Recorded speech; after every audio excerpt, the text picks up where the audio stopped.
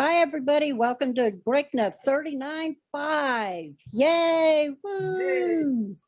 My name is Carol G, and I am an addict. Welcome to GRCNA 39.5. New possibilities arise. And welcome to our workshop on steps 4 through 7. Regarding anonymity, when joining a virtual meeting, you will need to keep your video turned off to guarantee your anonymity. If you turn your video on, you are choosing to be seen by other participants. You can also change your name or switch to first name plus last initial to protect your identity.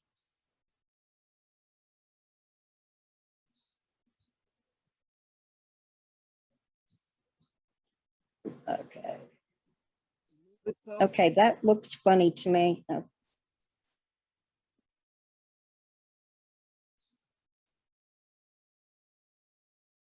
Okay, let's open with a moment of silence followed by the serenity prayer.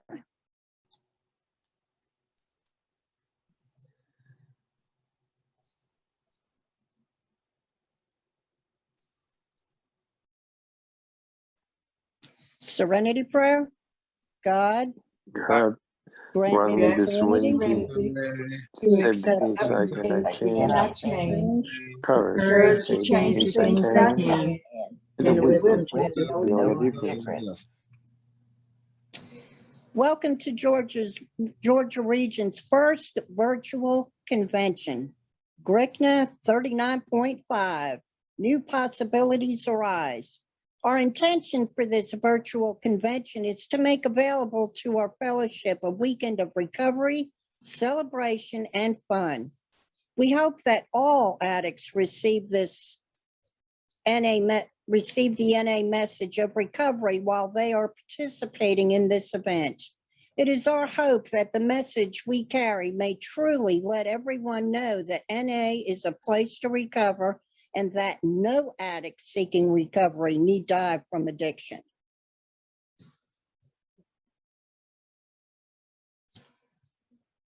Okay, please dress appropriately on camera. Please keep your microphone on mute unless you are asked to unmute by the host or a co-host. If you have a question or need general assistance during the workshop, please contact the host or one of the co-hosts via direct message in chat. If there is time after our workshop speakers finish, participants may have an opportunity to share their experience, strengths, and hope on the workshop topic. If you would like to share after the speakers are finished, please raise your virtual hand. Your virtual hand can be raised by going to the reaction window on your computer or by going to the more section on your phone. You will be called on to share and unmuted or asked to unmute yourself by one of the hosts if time permits. Please limit such shares to 3 to 4 minutes. I've asked for volunteers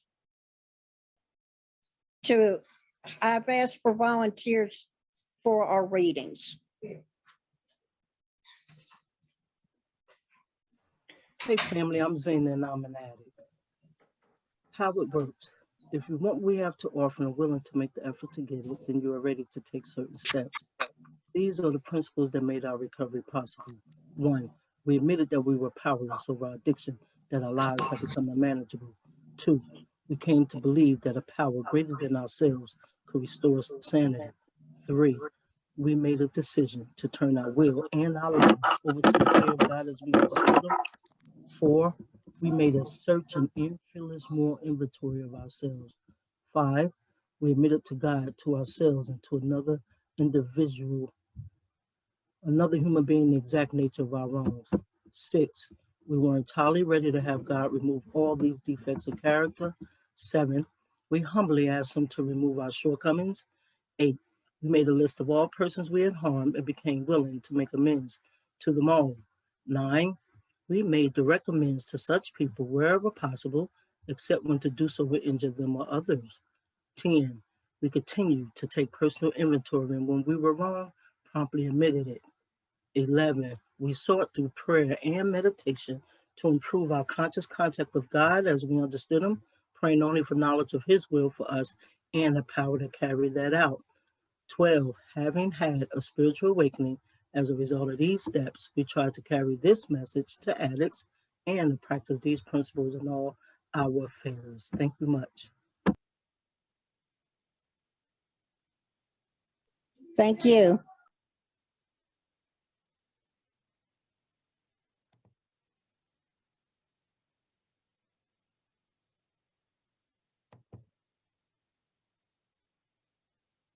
Would the volunteer like to read the 12 traditions? I'm Kat. I'm a grateful recovering addict, and these are the 12 traditions of NA. We keep what we have only with vigilance, and just as freedom for the individual comes from the 12 steps, so freedom for the group springs from our traditions. As long as the ties that bind us together are stronger than those that would tear us apart, all will be well. 1, our common welfare should come first. Personal recovery depends on NA unity. 2, for our group purpose, there is but one ultimate authority, a loving God as he may express himself in our group conscience. Our leaders are but trusted servants. They do not govern. 3, the only requirement for membership is a desire to stop using. 4, each group should be autonomous except in matters affecting other groups or NA as a whole. 5, each group has but one primary purpose, to carry the message to the addict who still suffers. 6, an NA group ought never endorse, finance, or lend the NA name to any related facility or outside enterprise, lest problems of money, property, or prestige divert us from our primary purpose. 7, every NA group ought to be fully self-supporting, declining outside contributions. 8, Narcotics Anonymous should remain forever non-professional, but our service centers may employ special workers. 9, NA as such ought never be organized, but we may create service boards or committees directly responsible to those they serve. 10, Narcotics Anonymous has no opinion on outside issues. Hence, the NA name ought never be drawn into public controversy. 11, our public relations policy is based on attraction rather than promotion. We need always maintain personal anonymity at the level of press, radio, and films. 12, anonymity is the spiritual foundation of all of our traditions, ever reminding us to place principles before personalities. Thanks for allowing me to serve. Thanks for reading. Thanks, Kat. Okay. Our first speaker today is Karen S. from Marietta, Georgia. All right. Hey family, I'm Karen. I'm an addict. Hi, Karen. Thank you all for inviting me to share here at our very first Georgia virtual convention. This is awesome. I'm so glad that we got to do this. So I just need to take a moment. I wasn't expecting to be first. Okay. So today my topic is steps 4 through 7. That's a lot of steps with a lot of stuff behind them. And boy, are they powerful steps.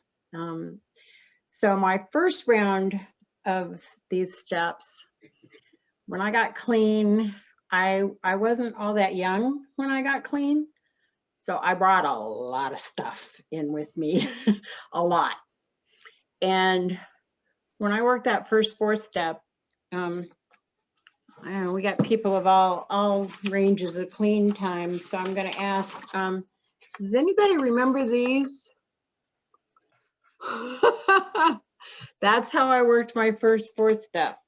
I had all these columns and I had to, and it really helped me because I could have written novels and they would have been novels, not autobiographies, had I just been writing.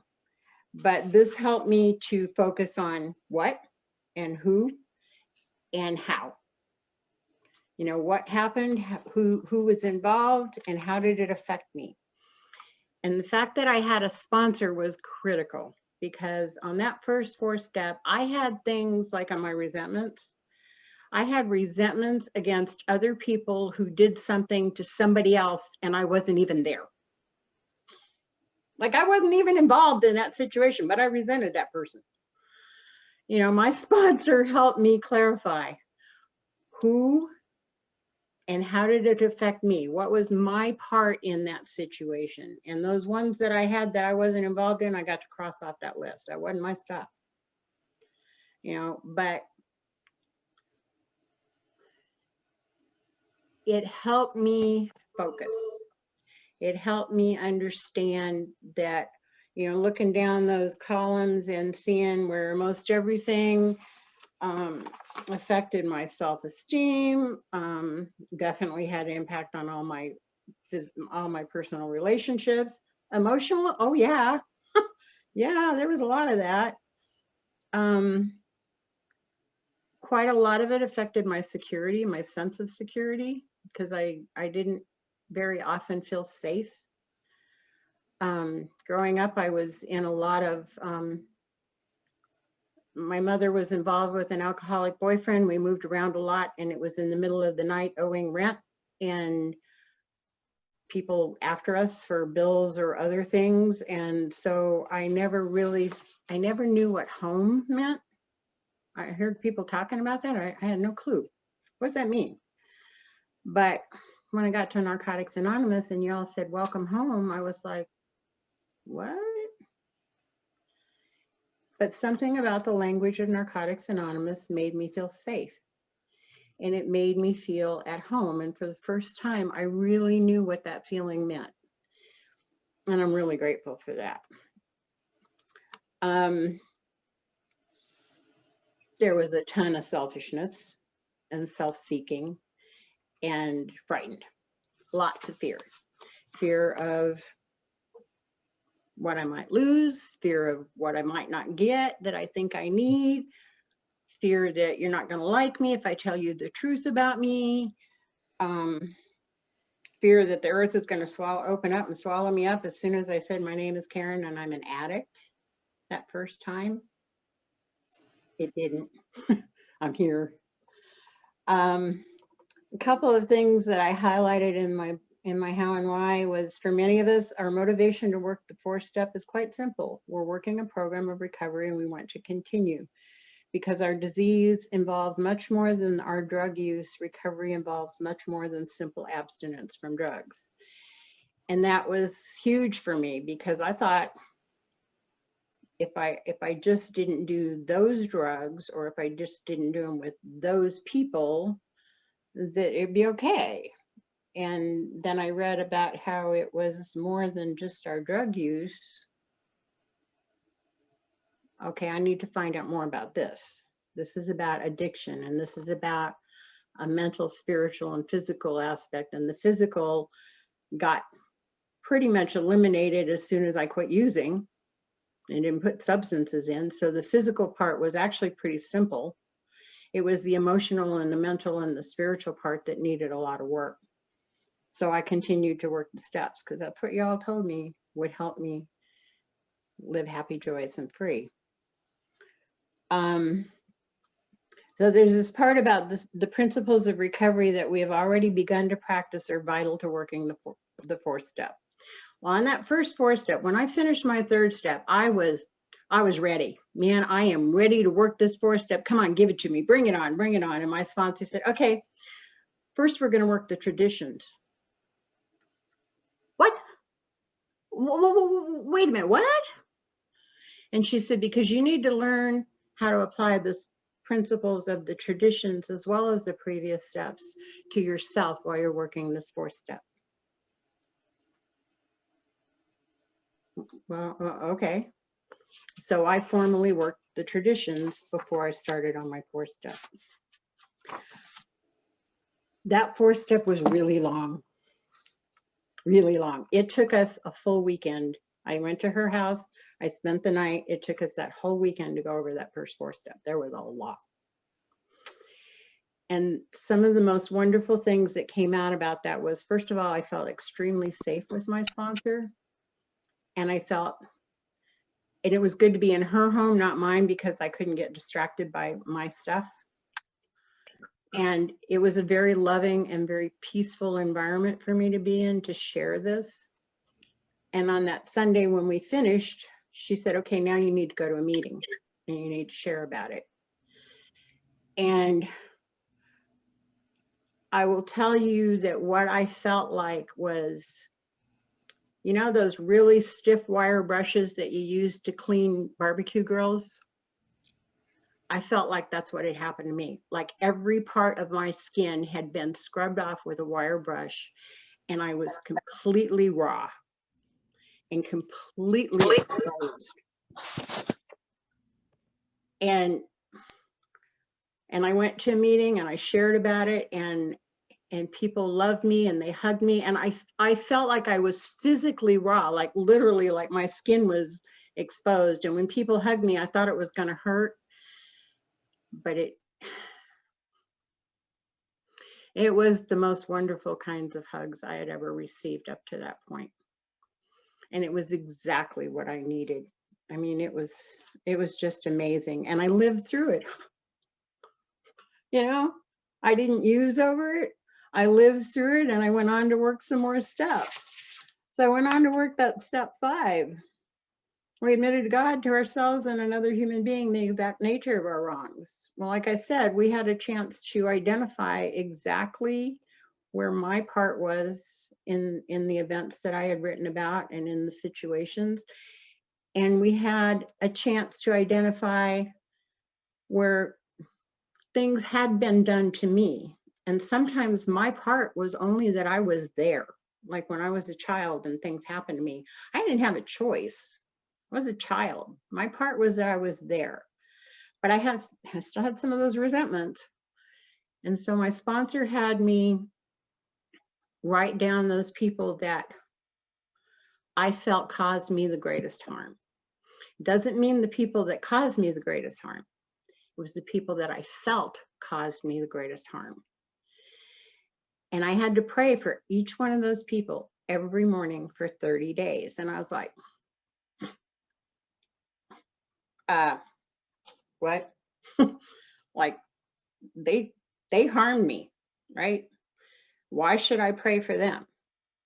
And she just said, do it. And so there were a couple of people on that list that in the morning I would say, bless them. That was the best I could do. And that first week or so, some of those people, it was still bless them. God damn it. But after about a week, and as the days went on for that 30-day period, my attitude started changing, my feelings started changing, and my prayers started becoming more, please bless them. And then they evolved into, please grant them their highest good. I don't know what that is. It's none of my business. But that's what I'm asking my higher power to give them, their highest good. And I truly meant it. By the end of that 30 days, I really did want the absolute best for those people. And I didn't have those burning, deep-seated resentments against them anymore. And I could just about get to the point where I didn't have any attitude or even an opinion about them anymore. They were just somebody who I had a situation with at some point in my life. It wasn't a pleasant situation. I definitely wouldn't want to go through it again with them or anybody necessarily. But I no longer held on to that hate and anger that I had with them, or the hate and anger that I had with myself. I had to put me on that list too, because God knows I had a lot of resentments against my own self and what I had done and situations I had put myself into that I might not have had I been smarter or more spiritual or more loving towards myself. Not only do we open up and tell the truth about ourselves, we also hear this admission from our own lips, breaking the pattern of denial that plagued us for so long. I had a lot of denial. I had a lot of misplaced assignments of guilt to people. You know, like I said, I blamed so-and-so for what they did to such and such, and I wasn't there.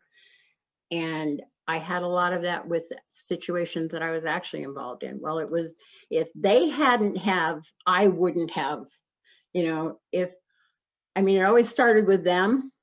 You know, I never initiated stuff. It was, you know, I was this victim of all these other people and situations. And I had to look at that and go, no, I wasn't. A lot of times I volunteered for that stuff. I walked right in with open eyes and stepped right into it, and it got messy. But through our self-disclosure, we feel connected with humanity, perhaps for the first time in our lives.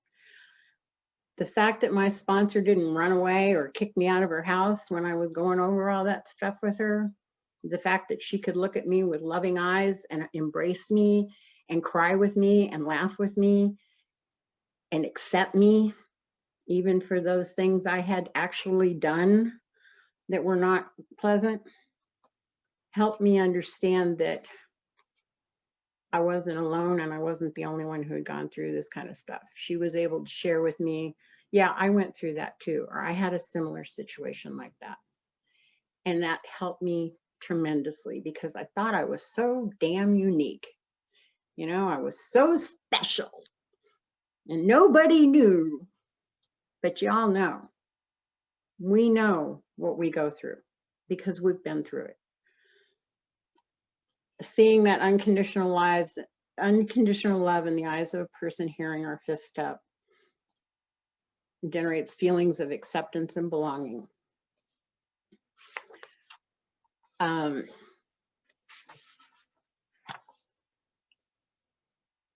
The nature of our wrongs is the dishonesty and manipulation that we were demonstrating each time we lied. I lied a lot. I lied about, I would lie about what I had for breakfast. I mean, really, like it mattered. But if I only had cereal for breakfast, I would tell you, man, I had bacon and eggs, and you know, because I didn't want you to know that I couldn't afford bacon and eggs and all I could afford was cereal, so I would lie about it. Nobody cared whether I could afford it or not, you know, but that was part of that shame of not having enough or not being enough, and it started to surface through the steps. We learned that there are other people like us. We're human beings, nothing more, nothing less. That was huge for me.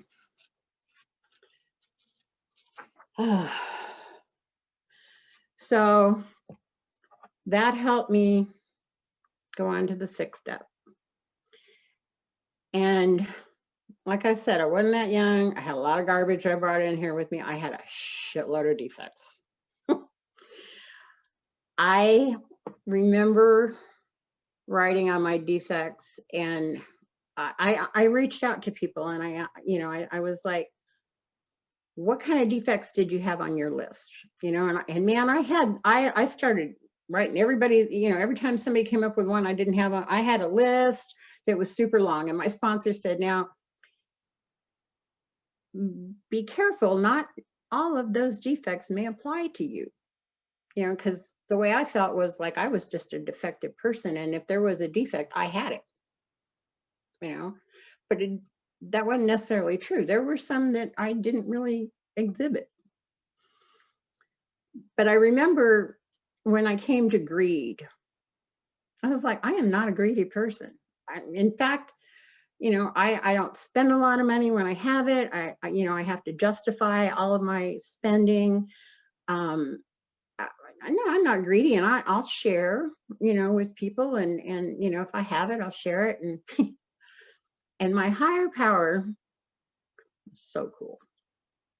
So real quick, I heard a speaker at a convention one time say that the most important word in step 6, we were entirely ready to have God remove all these defects of character, was these. That was the most important word in that. And I was like, no, surely it's got to be God or remove, or no, these, because it's these that are right in front of my face.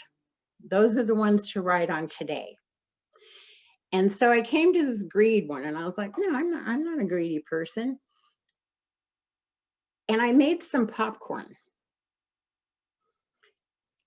And my husband smelled it, and he was like, ooh, that smells good. Can I have some? And I'm like, make your own bag. ooh, oh crap. Like I didn't want to share my bag of, we had 4 or 5 bags of popcorn in the cupboard. And my first thought was go make your own damn bag. And my higher power said, don't be so damn greedy, Karen. You can share this bag. And if you run out, you can go make another bag. Crap. Now I got to put greed on my list. You know, it was, and that happened throughout that process. You know, I would think, oh, this one doesn't apply, or I haven't done this for a long time, you know, and then there would be a situation like that that would come up and I go, okay, write that one down.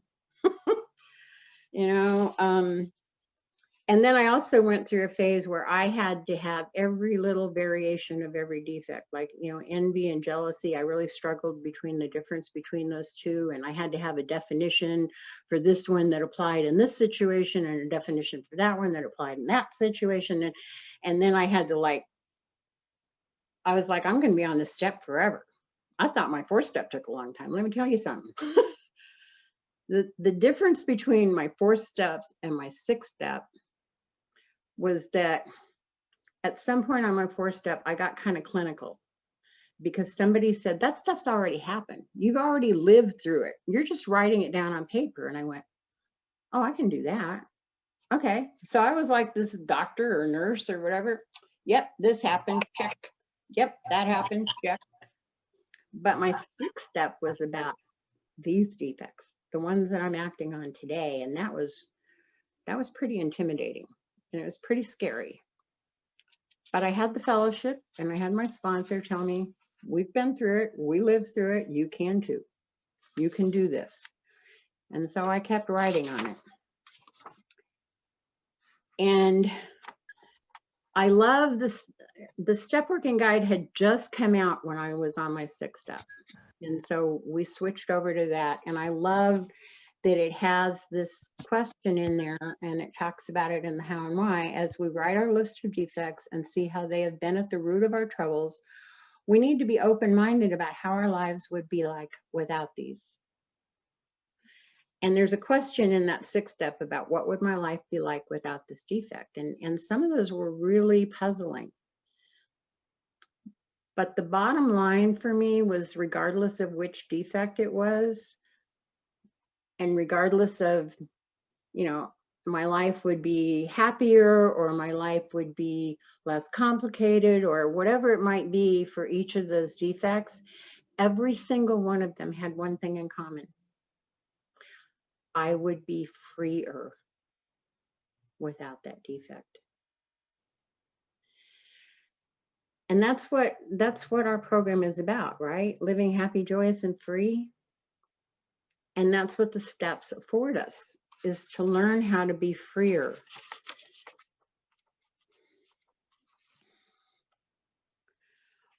Even though we may still go through a period of mourning over the loss of our illusions and old ways, sometimes giving up those outdated survival skills feels like giving up our best friend. We do, however, need to surrender our reservations, excuses, rationalizations, and self-deceptions, and go forward into recovery with our eyes wide open. We gain more tolerance for the defects of those around us as we work this step. Yeah, I had a little bit of judgment, a little bit, you know, well, shit, if I worked their program like they do, I'd surely blah, blah, blah. You know, I had to learn how to quit doing that.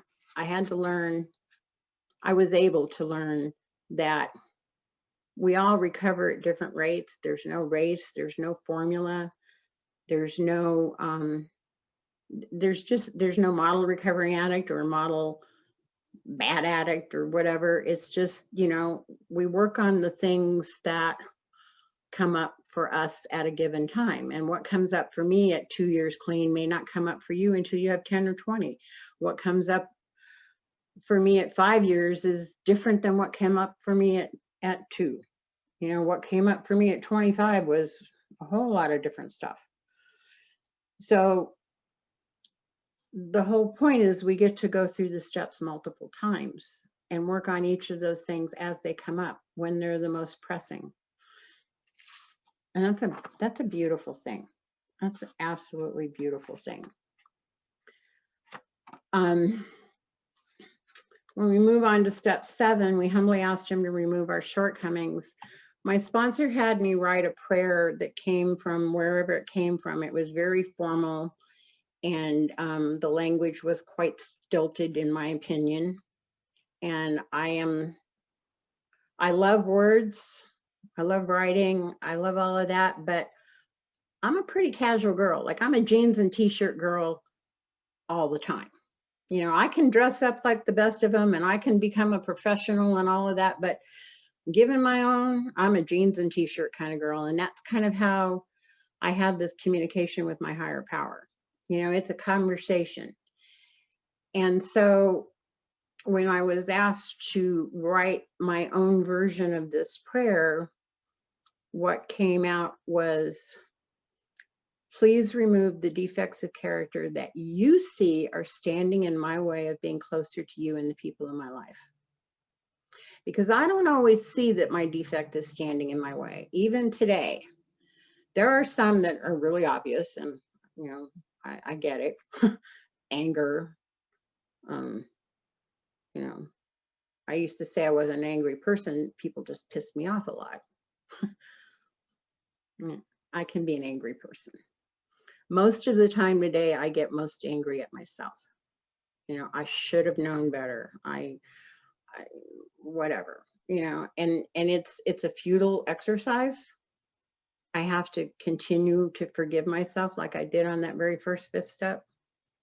And the 8th step and the 9th step, I have to continually remind myself that I'm doing the best I can on any given day. And some days my best is better than other days, and that's okay.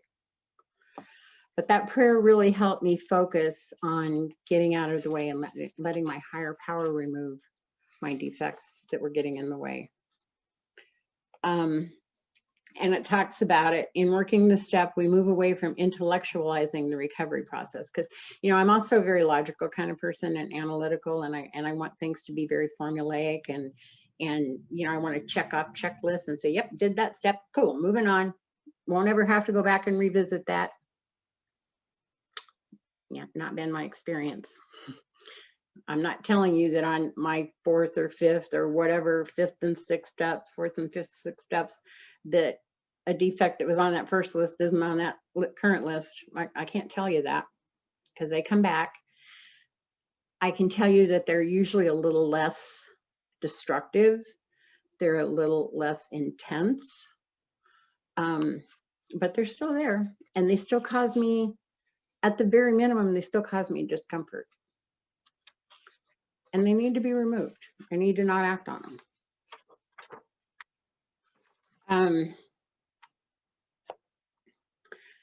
And so, in the last part of the 7th step in how and why, it talks about we are being changed. We've not only heard about the miracle of recovery, we're becoming living, breathing examples of what the power of NA program can do. The spiritual life has ceased to become a theory we hear about in meetings. It is also now becoming a tangible reality. The fact that I'm clean today is a miracle. The fact that we're all here today is a miracle, that we're not using at this moment. It's a miracle. I used to have a whole different idea of what miracle meant. And I see it every day in the rooms of Narcotics Anonymous. I see it every day walking outside. I see it as long as I can keep my mind open enough to look for it. It's there. They're there. The miracles are all around us. The opportunity to be of service. I never used to think of going to work as being of service, but it is. It's being of service to my employer. It's being of service to our clients or our customers or whatever. You know, I don't have to have a title of chairperson or whatever to be of service. You know, I've learned how to be of service in my home. I've learned how to make my husband a bag of popcorn first. You know, those are forms of service, and I never thought of them that way before. When I can get out of myself long enough to be of service to somebody else, to listen to them or hold them. God, I miss hugs so bad. I've gotten to get a couple of stealth hugs in the last year. One was actually a back-to-back hug with masks on. Hey, you know, we do what we got to do, but for the most part, me being of service is to not impose my beliefs on somebody else, not to risk somebody else's health, not to risk my own. There are many ways that I can be of service today. Being able to share at this workshop is a huge gift of service, and I appreciate it so much. And thank you all for listening. I love you. Thank you, Karen. Appreciate your service. Thank you, Karen. Everybody, give Karen a little love. Thanks for sharing, Karen. Thank you, Karen. Thank you, Karen. Karen, We love you. I heard you about Love that you. husband thing.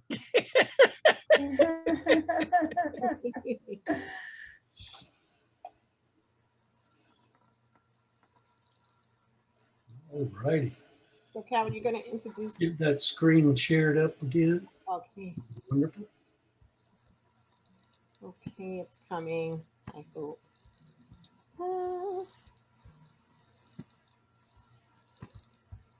Having a little technical difficulty. Okay, give me a second. Need some help? I don't know, but I do know the next speaker is Greg W, but I don't know. Okay, I'm coming. Kat, are you here? Can you help me? Because I don't know what happened to my share I'm screen. going to help. Hang on a second. Thank you, Mike. You're quite welcome. There she Kat is. has it. Kat has it up. I got it up, Mike. Excellent. Great. Thanks, Kat. Our second speaker today is Greg W. from Dayton, Ohio. All right. Welcome, Greg.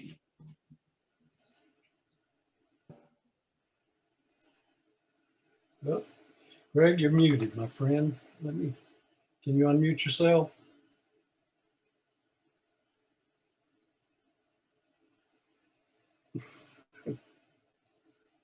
He got to find his ears. Hold on. He coming. He got his ears. He found them. He found them. Yeah, I had to put my, it's one of those things. I had to plug my microphone in. My internal microphone is messed up. Welcome, Greg. Thank you. Greg from Covenantic named Greg. First and foremost, I'd like to thank the God of my understanding for getting me here and getting me here clean. Truth of the matter, so I've been having one of those days where I forgot, even with the reminder earlier this week that this was supposed to be happening today. You know, it's been one of those days, man. I'm going through different ranges of emotions because, like, the guy that sponsored me for the first 4.5 years of my my recovery when I came back, he's going through the process of he has stage 4 cancer, and they've really given him less than a year.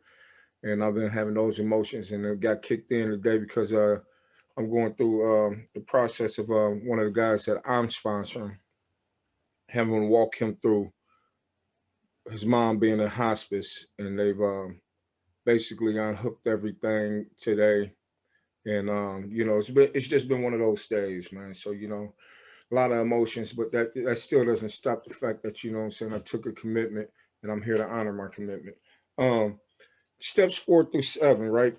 That's what Troy had asked me. And first of all, listen, I want to thank the trusted servants for putting this on. Even when it seems like, you know what I'm saying, everything's going awry and everything like that, there's something that happens in Narcotics Anonymous that's called magic, that we can still bring it back together. And the message, the life-saving message, that an addict, any addict, can stop using drugs, lose the desire to use, and find a new way to live, is carried. That message is felt no matter what goes on, man. I mean, you know, and like there's something I usually read before I do this, and it's in our 6th edition, you know what I'm saying, of our basic text, and it's touching on that. It says, in NA, we learn that as addicts, we're not unique, but as people, we are individuals, and our experience matters.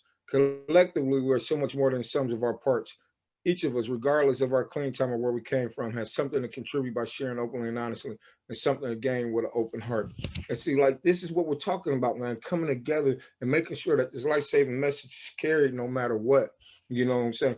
People from the outside, they don't know what goes on in the planning committees. How many times that, you know, I'm talking about me and my personal stuff that I learned about in my 4th step and everything that, you know, I still have this thing that I need to be right all the time.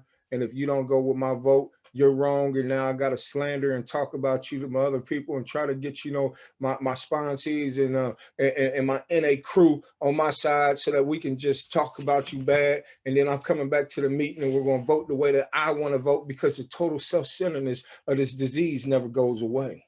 See, like, we might talk about, you know, the obsession and the compulsion all the time. And those are 2 components that we always can identify. But I got to understand, man, what is the driving force behind the obsession and the compulsion? The obsession is the thinking, the never ending thoughts, the never ending thoughts. Yeah. I want what I want. The compulsion, once I start, it's all about me. I got to have it the way I want. I can't stop. But what is the driving force of that? It's that thing right there. It's the total self-centeredness. And what I found out by working, you know, a thorough 4-step, because see, like, I talk about a thorough 4-step, because see, like, I'm the dude who relapsed with 2 sets of steps behind me. I mean, underneath me before I used, right? Back in 2010. I talk about a thorough 4-step because I wasn't being thorough at the time. I was doing a lot of surface stuff. I was talking about, you know, the things, because see, I was in the penitentiary when I wrote those 2 steps. And part of me was like the fear of, if I write about, you know, the molestations, if I write about, you know what I'm saying, the things that really bother me, the fears and everything, and one of these guys breaks into my box and steals my 4th step and they read it, now they have something to, you know what I'm saying, to use against me. And anybody who's been locked up knows that, you know, you're not locked up with just, and Lord have, you're not locked up with, yeah, okay, Wade, keep coming back. You know what I'm saying? You're not locked up with mute him and get him out of there. Now let me stop. That's my dude. I love him. But like, you're not locked up with, you know, just the nicest, kindest Boy Scouts. You locked up with the predators. You locked up with the people, like, you know, they're looking for lack of a better term, like, you locked up with the sharks that are looking for blood in the water. So like, I wrote these 4 steps before, and I didn't get into the exact nature about what, you know, what was really going on. I didn't look at the useless patterns. I didn't really, you know what I'm saying, look at all these things that were going on in me. What I didn't go deep enough until, you know what I'm saying, what was the driving force? And like, as a result of me not being totally honest with myself, I used. So when I came back, I understood that, hey, look, I understood the importance of telling the truth to nobody else but myself. That way I could learn how to tell the truth to you guys. And like, you know, so when I got to this 4th step, I had the preparation, because, you know what I'm saying, I came in here and I had this 1st step, you know what I'm saying, which was the first inventory that I found out that I worked, because I inventoried all the craziness in my mind and all that stuff, you know what I'm saying, how what goes on when I'm trying to exert power, when I have none, that makes my life unmanageable. And what makes my life unmanageable is because, you know, I still got this faulty belief system that I can do things that, you know what I'm saying, never work for me. And the more I try to do these things, man, it makes my life crazier, right? So then I had to be restored to sanity in the 2nd step, you know what I'm saying? And I love that this has started getting me in touch with my higher power and everything, like, because it's, you know, talked about, you know, only requirement for that to be was something that was loving, caring, and greater than yourself. So I didn't have to have the same God that, you know, I thought I had a resentment with when I was young and all of that stuff. I didn't have to believe in what you believe. I had to believe in what works for me. And that's what they talked about in the 3rd step. It was like, you know what I'm saying, choosing the God of my understanding and determining to trust that God. That's what I learned to understand in the 3rd step. Like, look, and I'm glad it did it like that, because it set me up for when I got in this 4th step, when I started to go deep and I started talking about those painful situations and everything like that, that I had something that I could trust. And every time I felt those feelings kicking up and everything, like, you know, the you know, the range of emotions that I was going through, the low self-worth, you know what I'm saying, the anger, the disappointments, the guilt, the shame, all of those things, man, I could trust on the God of my understanding. And I kept on hearing, like, look, man, I didn't bring you this far for you to go back. I didn't bring you this far for you to feel these pains without, I mean, in these emotions and these feelings without you being able to heal from them. And so that gave me the comfort and encouragement that I needed to go through. And I also got in touch with the importance of sponsorship this time through the 4th step.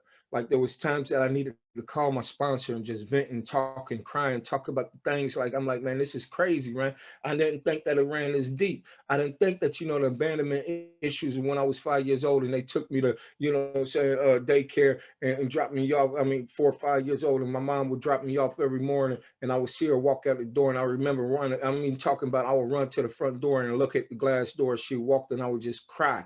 I didn't understand that that's how far back these abandonment issues went, because, you know, something was going on in me that said that she didn't love me and she wasn't, you know what I'm saying, she was just leaving me with these strangers and all of that. And I did this time and time again. And like I would do that now. See, there's something in my self-destructive patterns, I mean, in my self-destructive personality that will still have me doing that, because I still feel abandoned if you tell me some things like, hey man, I think that maybe we need to take a break. And I found out that, you know, I have to keep working on these useless patterns. But more importantly than working on these useless patterns, I have to work on the assets that I have. One thing I found out that in the 4th step, because, you know, like it talks about that, you know, if we treat this as a step, like, you know, we're just looking at how bad of a person we're defeating a purpose. Because this step gets me in touch with, you know, the two sides of me. It gets me in touch with, you know what I'm saying, I have these liabilities, but I also have these assets. And if I don't concentrate on the assets, I will keep on concentrating on these liabilities. And then I would think that I am that monster that it talks about. I would think that I will, you know what I'm saying, I can never get better. And I do understand this program is not a stay sick program, it's a we do recover program. It doesn't say we do recovered. It says it does, but it does say we do recover. But if as long as I keep on thinking that I can't get better, I'm not going to get better. So like as I got into this 4th step and I started writing this time around, you know, like this is I just got finished doing my second 4th step, you know, since I came back from my relapse in 2011. And like I did something like I follow suggestions. I only went back no farther than 5 years in my recovery on this 4th step. Because see, now I need to find out what are the useless patterns that I'm using and I'm living in everything in recovery. Yes, if some things came up prior to my you know, coming back and everything, you know what I'm saying, I wrote about it and everything. But at the time, the suggestion was like, we want to start seeing what's keeping you from growing, and, you know, what are you holding on to, and why are you holding on to these useless patterns and recovery. So I got into that point of it, and I started writing about it, and I started seeing how deep this stuff really goes. But the beautiful thing about it is like what Karen was sharing before us, before me, I'm not alone. People have been here, and like I had to get out of my mind that I was unique. That, you know, whatever I went through, man, you know what I'm saying? Because see, like for the longest, I thought I was unique in, you know, in Narcotics Anonymous. Because see, like I got here, you know, I wasn't hearing my story. I smoked crack for 11 months, and that was years before I made it to the rooms. I never shot dope. So, you know what I'm saying? I didn't think I was like you guys. My journey that got me here was a result of a drug case where I got caught with a bulk amount of drugs. And as a result of being in county jail fighting the case, and I just wanted to get out my cell, somebody said, anybody want to go to NA meeting? That was my introduction. I didn't think I was like y'all. I didn't know an addict was a man or a woman whose life was controlled by drugs. And when I got down to it, my life was controlled by drugs, because when I was selling drugs, my life was controlled. But see, what the 4th step got me in touch with, I feel like I needed to do all of that stuff. Even in recovery, I was still selling drugs early on. And what it was like, look, that low self-esteem that I talked about early on, I got to find out what was, you know, behind all of that. The patterns, you know, like I would want to blame my mom, and then if we didn't live in this neighborhood, or if we did stuff like that, if we didn't do like that, my life would be better. But I had to come to understand, like, look, they were doing the best that they could, and I can no longer blame anybody else for it. I had to start taking responsibility for what I did. And I thank God for my sponsor, because he helped me out with that. Because I remember, like, there was a point where we were talking about some things at step work, and I kept on wanting to blame the dude who snitched on me. And I remember him saying to me, if you weren't doing what you were doing, that guy would have never had a chance to tell on you. So let's get past that, and you start taking responsibility.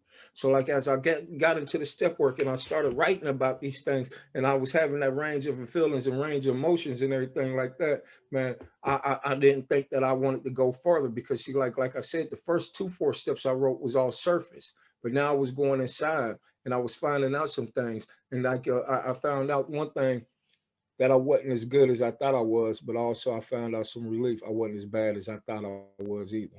So as I sat down with this sponsor in my fifth step, and you know what I'm saying, and I admitted to him, God, and myself, you know what I'm saying, the exact nature, and I had to find out what the exact nature really was, because see, like I thought all the actions were the exact nature, but he said, no, that ain't the exact nature. It's the driving force. And what I come to terms with, the driving force and the exact nature is my total self-centeredness. That's what it is. I want what I want when I want it, and I can dress it up any other way. Because see, like one thing that I've learned through the step working process and staying here, I can no longer blame my disease, man, for my bad behaviors. Because see, like after the first step, I get something back that I didn't have for a long ass time. Power of choice.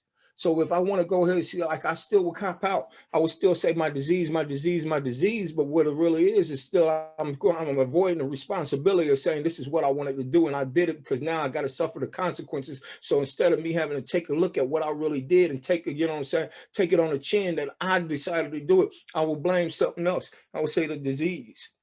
The disease made me do it. The disease made me do it. Man, get out of here, man. Because see, like if we read our basic text, man, the two components, what makes up true addiction is the, you know, obsession and compulsion. And I would start, you know what I'm saying, I would start talking about the disease, but the only thing I'm doing is running off of obsession. And you know what I'm saying? Because see, like the disease isn't active until those two meet.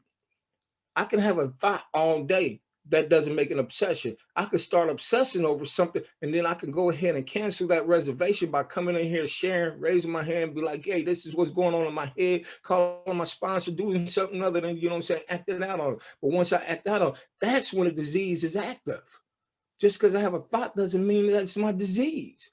When I choose, see, listen to the words, what I said, when I choose to act out on that, when I choose not to call my sponsor, when I choose to do the wrong thing, you know what I'm saying, to live the unprincipled life instead of living a principled life, that's me, that's not the disease. So I would still cop out, man. I would still cop out. And the other cop out I would use is I would always blame God for everything, you know, good and bad. I understand that he'll give me the power to do it, but see, like the literature also teaches me that, you know, God will do for me what I can't do for myself, but it also says he will not do for us what we can do for ourselves. Like, look, the spiritual aspect of the program and the spiritual stuff that goes on, that's the God of my understanding working in my life. But I have to do the physical. I'm the one who had to bring my ass to the meeting and sit down the first time, man. I didn't understand that I was making a third step choice back then. I don't understand some days that, you know, I'm still making a third step choice when I log on to my home group every morning at 10 a.m. and deal with Wade's ugly butt, you know what I'm saying, and stuff like that. But I still do it because, you know what I'm saying, this is what I know that I need to do. And I come to the meetings and I get better, you know what I'm saying? And I get to hear other people talk about the exact nature of their wrongs, you know, because see, like what people don't realize is when we come to the meeting and we share honestly with each other, what we're doing a form of a fifth step, right? That's what it is, because we're meant to guide ourselves and another human being, the exact nature of our wrongs. So when we're talking about the things that are really going on with us and we're trying to get some healing and get to the exact nature, that's what we're doing. We're doing a form of a fifth step. And I remember in my personal life, like, my youngest daughter, her mom is one of us, you know, but she does it. She's like me. She can't admit that alcohol is a drug, and that was me for a long time. And the kids got put into the system. The first time they got put in the system, I went through the protocol of what I was supposed to be doing, and they made me go through all of this stuff because of my record. With my felonies being so fresh and everything, they weren't just ready to just turn the children over to me. And I'm like, okay, this is crazy. But I followed through what they asked me.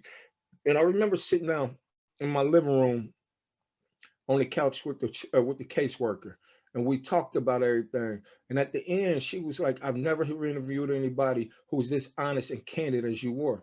And like what I got in touch with right then is because I just did a form of a fifth step with this lady. I got to the exact natures. I have no problem. Y'all taught me that when I come in here, y'all taught me the importance of being able to keep the focus on me and talk about the things about me, not about what the baby mama was doing, not about what my girlfriend, not about, but talk about, you know, yes, I made these mistakes, but this is who I am today. These are the things that I'm doing today. This is how I'm living my life today. I learned how to sit there and talk, yes, face the future. I mean, face the music for my past, but I also learned how to sit there and talk about my assets. Something that I really didn't think I had before. And even with some time in the program and all the experience that I have of knowing that I have, so my self-esteem will still says I'm not worthy and I still don't have those assets. See, a lot of times, man, I need you guys, man, because see, like, look, there's times that, you know, you guys y'all see more in me than I see in myself, and y'all help me get to the understanding that you are doing better than what you feel. So, like, you know, I had to keep coming and I had to keep doing these things so I could get to the place where I could, you know what I'm saying, be able to admit to myself that, you know, you are a good dude, man. You know, because see, like, look, I don't know about nobody else. My brain is wired to the first thing is always negative. It's not as bad as it used to be. But I'm talking about, like, look, when I was talking about earlier on abandonment issues and stuff like that, where I will hear you say, I think we need to take a break. My mind would say that my girl was telling me, I ain't messing with you no more. Don't call me and all of that stuff. When all it is like the total self-centeredness will make me look at everything that's going on with me. And I've heard her share that, you know what I'm saying, this is the healthiest relationship that she's been in. And I would forget that, you know, stuff like that, man, puts a lot of fear in me, you know what I'm saying? So why wouldn't it put the same type of fear in her? So when I hear that stuff, man, I'm like, it's all about me. And I'm not, you know, understanding this. I'm not trying to understand because I need to be understood. My feelings hurt. Not thinking like, you know, you were saying she has the same confusion that goes on in my head. So what makes me think that she, you know what I'm saying? So, but total self-centeredness won't let me see that. That's the importance of doing step work and having a network so that I can get with that. So I can, you know what I'm saying, okay, look, God, why am I still being ran by these defects, man? What is the exact nature? So now the exact nature is that, you know, I'm not entirely ready to have you remove them because I still want to have some control. No, not some control. I want to have some illusion of control. I still want to run around here and manipulate your ass. And you know what I'm saying? Now I want to call you and talk about like, oh, you got me all hurt and hoping that, you know what I'm saying, you will feel so bad about me that you say, let's give it another try. Instead of learning how to navigate through my feelings and allow her to go through her process and all of that. And that's the importance of having a support network, you know what I'm saying? Because you're like, look, I remember while we were going through this, and I was talking to my friend. And I was like, man, you know, what she's doing, it sounds like, and it looks like detachment to me because, you know, when I've done this before and I used to do this, he said, wait a minute, man, wait a minute. Sound like you dating yourself then if you expected her to be thinking and acting like you think. And like I had to get in touch with, like, you know what I'm saying? Are you really living a sixth step in this situation? Are you ready for God to remove all of these character defects? And when Karen was touching on these, you know, the ones that are most important right here, the prevalent ones right here, what is going on right now is what you need to be working on. And what I got in touch with is like, you know, at that time, the defects that was driving me was my insecurity. And what was driving that? What was driving that? Was the total self-centeredness, my self-centered fear that, you know what I'm saying? Like, look, the fear that I needed to go back and look at and how did this all start, which was in a fourth step that I overlooked this time. And I'm not saying I overlooked it. I'm overlooking it in this situation where the time and time again, this whole thing that's going on in me that's driving this defect is making me feel all insecure and all of this stuff that I'm not worthy is back in my fourth step from the time like these useless patterns and also these patterns that show me that, like, look, I come to find out that I'm a dude who believes in chivalry. I believe in courting, words that you don't hear anymore, dating and all of that stuff. But I learned that, you know what I'm saying, from a faulty belief system point of view, from the first time the little girl first, I passed the letter over to her and she checked, I know I can't have interracial I can't be in an interracial relationship and we only 6 years old in the first grade. I started a pattern of like saying, okay, white women ain't no good. So when the black women started playing me, all women ain't good. When my mother, you know what I'm saying, when I went to the service and I left my money with her from when I was hustling, I was sending money home to her from when I was in the Gulf War. And I came home and she spent all that money trying to, you know what I'm saying, take care of my kid and take care of her household and everything like that. All you women ain't no good. See, there's useless patterns that had me locked in this stuff. And like now, here it is all the way in 2021, and I'm still living in the past. So like what I had to do was like, okay, now that you know the exact nature and where this comes from, what are you going to do about this? This is the most prevalent thing in you right now. You believe in chivalry, you believe in dating, you believe in all that, but you also you abandoned that belief system a long time ago because of all those hurts and all of that stuff. You started saying, let me hurt every woman that I come across because you were hurt. And every woman didn't deserve it. None of the women really deserve that. And that's what the steps teach me, man, that none of these people deserve the hurt that I'm putting out there, but I didn't know no better because of these useless belief systems and everything that I brought in here. So like what I had to do was I had to ask God. I had to, you know what I'm saying? First of all, I had to identify him. I can't ask God to remove nothing if I can't identify what is really the problem. If I don't know what the problem is, what am I asking him for? Because see, like, look, for a long time in my first few years of this process, instead of me identifying, because then I would have to really work on them and stuff like that, I would do a blanket prayer like this in the morning. God, could you please remove the defects that you think that needs to be removed? And that ain't the way it works. I have to ask him to remove the things that are hurting me the most, that are causing me the most problem, that's making my life unmanageable, that's making me, you know what I'm saying? So I have to identify them. I have to identify. That's what the steps is. We're entirely ready to have God remove all of these. These that they're talking about, the ones that are right here in front of me. And for a long time in recovery, it was the infidelity and the cheating and all of that stuff because it came from that belief system. Like I said, when I brought the little girl the teddy bear, and next thing you know, she messing with the little thug looking boy, I thought I had to become hard and all of that stuff and stuff like that. So I worked on years of, you know what I'm saying, living by a faulty belief system that really wasn't what I wanted to live by. But I live like, listen, where my stuff working, God? Because we're moving into the 7th step now. Many of us came into NA with a certain street mentality. The only way we knew to get what we wanted was by approaching it and indirectly manipulating people. Realizing that we could just be fourth worth and have the same chance, if not better, to fulfill our needs. We spent years learning to blank our facial expressions, hide our compassion, and harden ourselves. By the time we arrived in NA, we were very good at it. So good, in fact, that the novice addicts were probably looking to our example the same way we looked to older addicts when we first started using. We learned to suppress all humanity and became, in many ways, completely inhuman. Removing ourselves from the arena in which such games are played exposes us to new ideas. We learn that it's okay to have feelings and to show them. We find out that the rules of the streets only made sense in the streets. In the real world, they were often crazy and often dangerous. We became softer, more vulnerable, no longer mistaking kindness for weakness. See, like when I get into the 7th step, man, I have to realize, like, look, you've been running your life on default for so long that this has become natural that you done lost who you really are. You so like, what do? You know what I'm saying? You find out that, you know, in 4, where the patterns come from. You admit it to God and yourself and other human beings that this is what is going on. The exact nature is the self-centered fear of that I won't have enough, or you might find out that, you know, I don't feel as good. What you see how I'm living ain't how I feel about myself. You know what I'm saying? These are the exact natures that's going on inside of me. This low self-esteem, this low self-worth, this self-centered fear that if you find out that, you know what I'm saying, I'm not really who I think I am, but you have an ideal of who I am, you know what I'm saying, you might not like me no more. You know, so like let me plug my computer up, it's about to die on me. And like, you know, like so like I started learning how to, you know, reinvent myself and lose who I am. So then I get to the 6th step where I, you know what I'm saying, I made these lists of all these defects, and I come to find out which one are causing me the most problem right at that time. And I come to the point where I humbly ask God to remove all my shortcomings. Like, check this out. 2 steps. Am I going to find this word that I found in my years of studying our literature and living this? 2 steps. Step 3 and step 7. Will I find these words? Optimistic and optimism. I haven't found them nowhere else in our literature. Now, I'm not saying that they're not, but I haven't.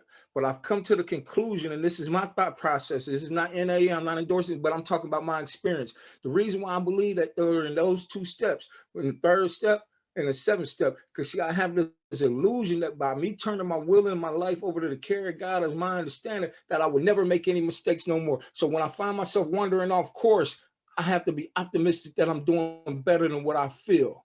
Then the same thing is in the 7th step. It's because, you know what I'm saying, I'm asking God to remove all my shortcomings, and yet and still I will still revert back to it. And it says that, you know what I'm saying, I will see the Lord look in somebody's eye when I act out on this. Okay, thank you. When I see myself doing this again, you know what I'm saying? So I have to be optimistic that I am doing better than what I feel, that I still am recovering. Because see, like, look, my mind would tell me that just because I'm still struggling with something in my life, that I'm not recovering in other areas. And it won't even tell me that I'm still recovering in the area that I'm struggling in, that I'm getting better, but I will still say I'm not. I'm going to wrap up with this, right?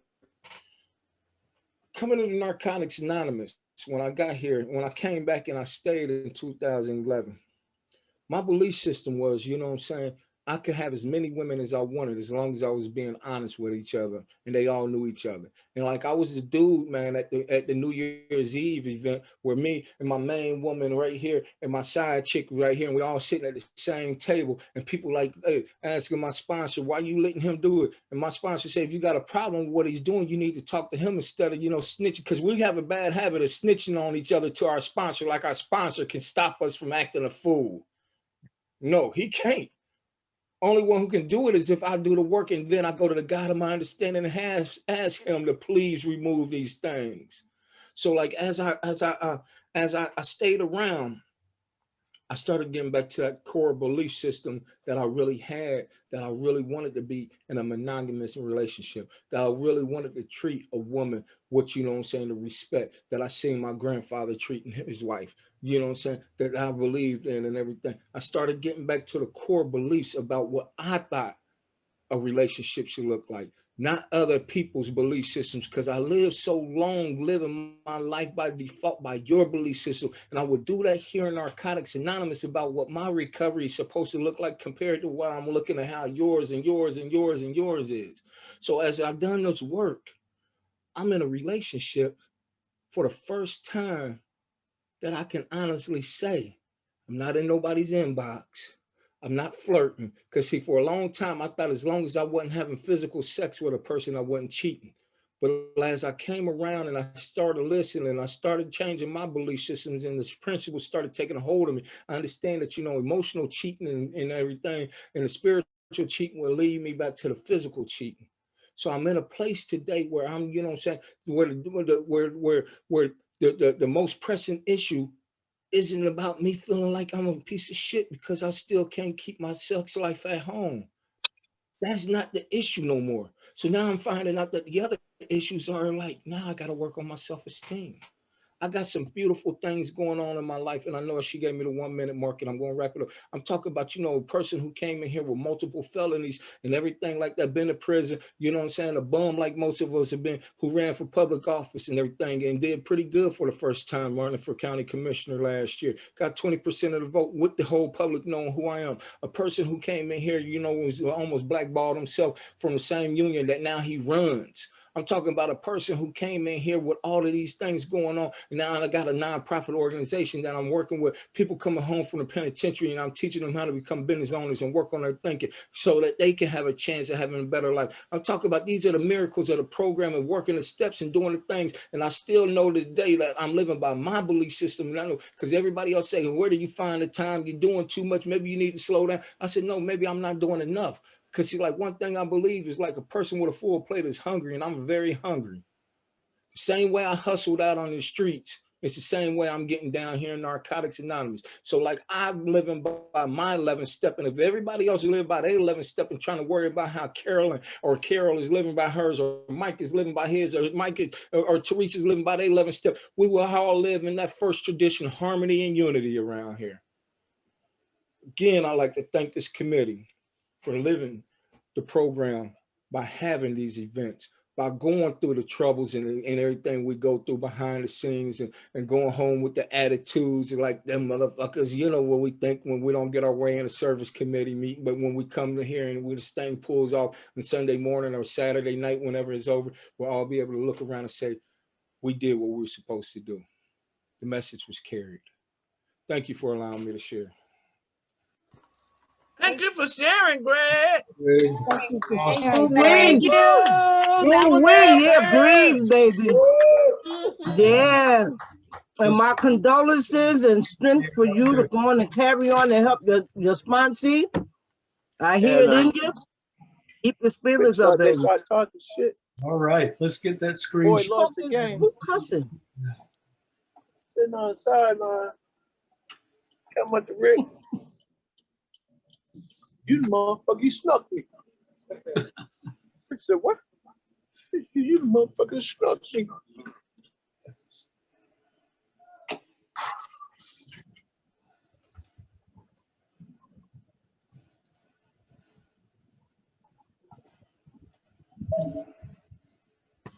Thanks, Mike.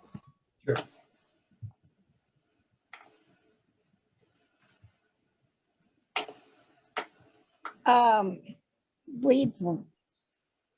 I would like to thank today's workshop speakers and everyone who attended and participated. Let's close with a moment of silence followed by the we version of the Serenity Prayer.